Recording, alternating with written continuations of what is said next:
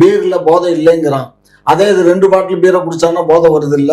அது மாதிரிதான் எல்லாமே போதை தான். கல் உண்ணாமைங்கிறது மன்னர் ராஜராஜ சோழன் காலத்திலேயே கல் உண்ணுதல் கல் உண்ணாமைன்னு சொல்லி அந்த காலத்திலே பிரச்சனை வந்தது.